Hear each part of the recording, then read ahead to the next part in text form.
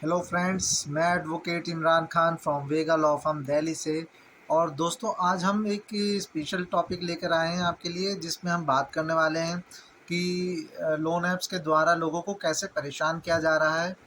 हमारे पास रोज़ हमारे दोस्तों के, रिश्तेदारों के फ़ोन आ रहे हैं।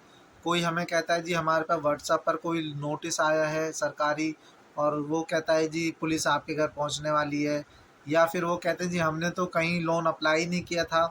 फिर ये लोग, किसी का फ़ोन आता है और वो कहते हैं जी आपने पैसा ले रखा है, वो नहीं रिटर्न किया तो हम आपको बदनाम कर देंगे, या फिर आपके खिलाफ़ कोर्ट में कार्रवाई होगी।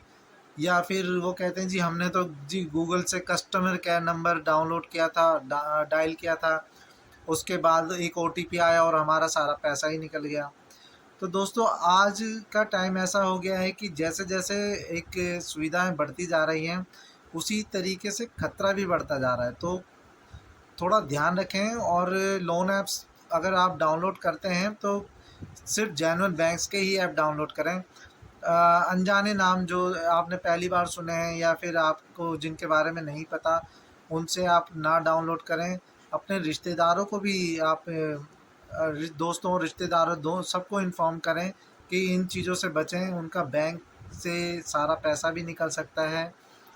अभी कल ही 2-3 दिन पहले की बात है, एक शर्मा जी आते हैं और वो कहते हैं जी मैंने तो गूगल पे कस्टमर केयर नंबर सर्च किया था, जिस पर एक नंबर आया और उसी नंबर पे मैंने डायल किया था, और उन्होंने मुझे बहुत अच्छा ट्रीट किया। और पर थोड़ी देर में मैंने उन्हीं के सारे इंस्ट्रक्शंस माने, और उसके बाद क्या होता है कि उसके बाद एक 54,000 का डिडक्शन का मैसेज आ जाता है, या फिर कहें कि क्रेडिट कार्ड जो उनका था उसमें परचेजिंग हो गई 54,000 की। तो दोस्तों, ध्यान रखें, अगर आपने गलती से किसी को ओटीपी बता दिया है तो ऐसे में बैंक वाले भी, बहुत रेयर चांस है कि वो सपोर्ट करें आपको। वो कहते हैं जी ट्रांजैक्शन आपकी मर्ज़ी से हुई है क्योंकि आपने ओटीपी डाला है, और ओटीपी ही एक ऐसा ज़रिया है जिसके थ्रू फ्रॉड जो है रोका जा सकता है। पर अगर आपने ओटीपी ही शेयर कर दिया तो फिर तो आपका नुकसान होना तय है। तो दोस्तों, थोड़ा ध्यान रखें, अगर आपको पैसों की ज़रूरत है तो सिर्फ जेन्युइन बैंक से ही लोन लें। ये और ये जो प्राइवेट ऐप्स हैं, ये क्या करते हैं, सिर्फ गूगल प्ले स्टोर पे आ जाते हैं थोड़ा सा पैसा देकर, और जैसे ही आप उसे डाउनलोड करते हैं तो वो ऐप पर कुछ परमिशंस मांगता है।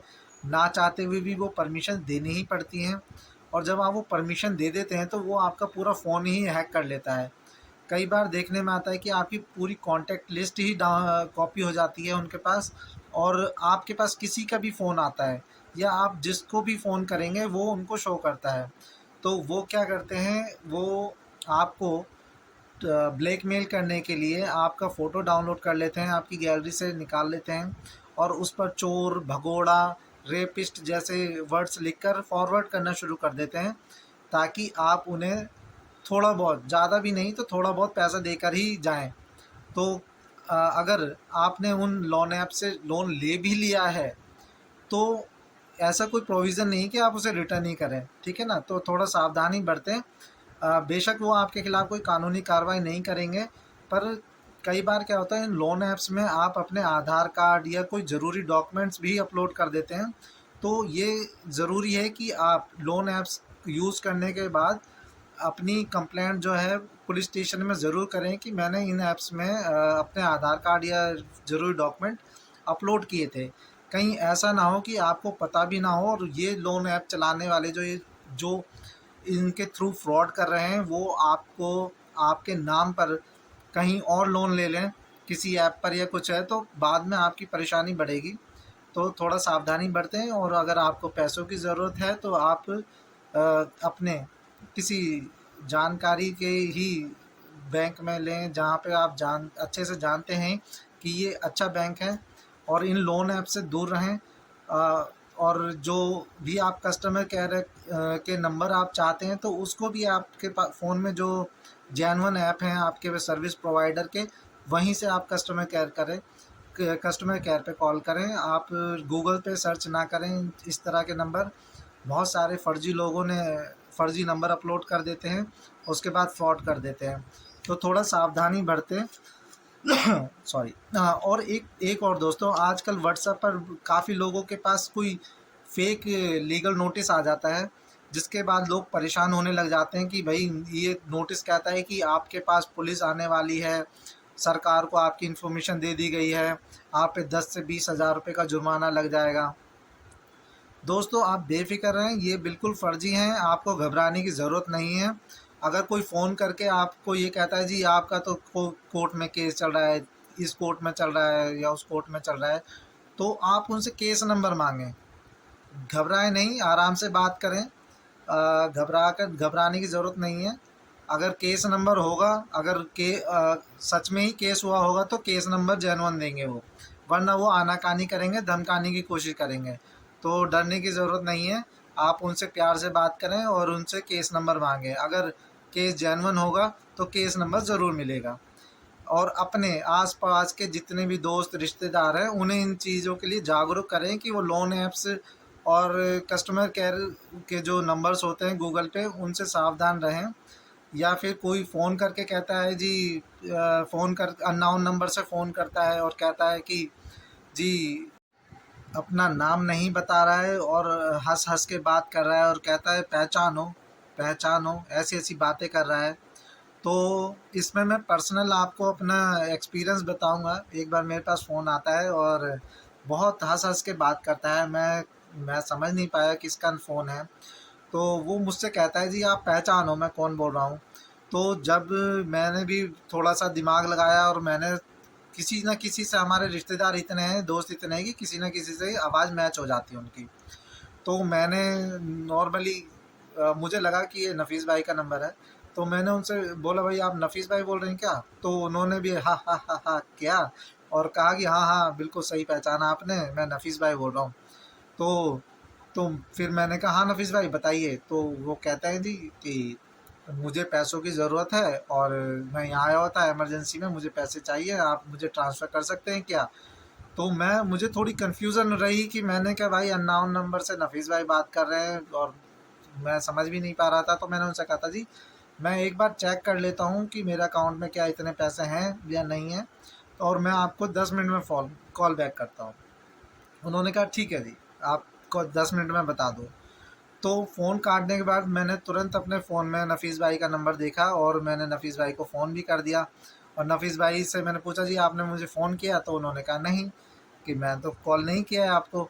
तो मैं समझ गया कि भाई वो फ्रॉड फ़ोन था। तो फिर मैं रिलैक्स होके बैठ गया। थोड़ी देर बाद उसका फ़ोन आता है, 15 मिनट बाद दोबारा। और मैंने कहा हाँ जी कौन बोल रहे हो? दोबारा पूछा मैंने, हाँ कौन बोल रहे हो? कह रहे अरे इतनी जल्दी भूल गए, मैं नफ़ीस बोल रहा हूँ।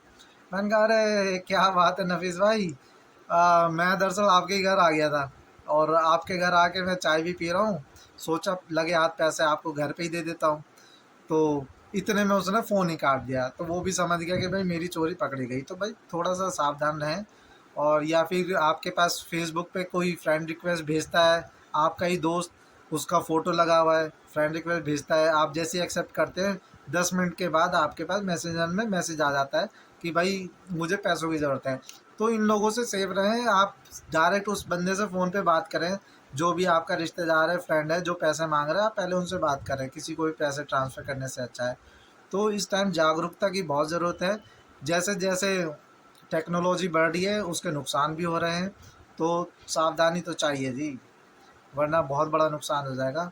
तो इस टाइम पर सबसे बड़ी ज़रूरत ये है कि आदमी की ज़रूरत भी पैसा बन गई है और इसी को लूटने के लिए चोर भी तैयार बैठे हैं। तो सावधान रहें और जागरूक करें अपने परिवार वालों को कि किसी भी झांसे में ना आए। अगर कोई आपसे पैसा मांग रहा है तो किसी न किसी से इस पर डिस्कस कर लें भाई कि ये ऐसा अनजान नंबर से फ़ोन आया या कोई अनजान ऐप है या कोई मुझे धमका रहा है कि हम तेरे को बदनाम कर देंगे। तो किसी न किसी से ज़रूर बात करें पहले, कोई स्टेप लेने से पहले। चोरों को पैसा देने की ज़रूरत नहीं है, ठीक है? आप किसी भी दबाव में ना आएँ, ये मुझे बदनाम कर देंगे। और इसके लिए आप, अगर कोई इसका शिकार हो भी जाते हैं तो आप ज़रूर पुलिस स्टेशन में शिकायत करें, साइबर सेल में शिकायत करें। अगर आपने किसी अपने ही फ़ोन में कोई ऐप भी डाउनलोड कर लिया था और आपकी जो कॉन्टैक्ट लिस्ट कॉपी हो गई थी, तो उसके लिए आप क्या करें कि आप सबसे पहले अपने फ़ोन में जितनी भी आपके फ़ोटोज़ हैं, कॉन्टैक्ट्स हैं, उनको सेव करें, ताकि वो बाद में भी आपको मिल सके, और अपने फ़ोन को फॉर्मेट कर लें। वन क्या होता है कि जब हम कोई ऐप डाउनलोड करते हैं तो कोई ना कोई उनकी ऐसी फ़ाइल हमारे फ़ोन में बची रह जाती है अनइंस्टॉल करने के बाद भी, जिससे वो ऐप अनइंस्टॉल होने के बाद भी वो हमारी जो डिटेल्स है वो चेक कर रहे होते हैं कि हमारे पास किसके फ़ोन आ रहे हैं, किसके मैसेज आ रहे हैं। और ज़रूरी है कि सिर्फ जेन्युइन ऐप्स का ही आप इस्तेमाल करें।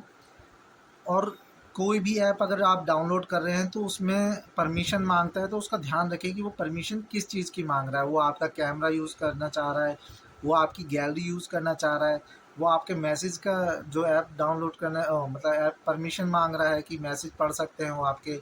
और ऐसे में क्या होगा, अगर कि उन्होंने आपका अकाउंट की डिटेल उनके पास हुई तो वो आपको पता भी नहीं चलेगा, और वो आपके मैसेज खोल के ओटीपी चेक कर लेंगे और आपका सारा पैसा चला जाएगा।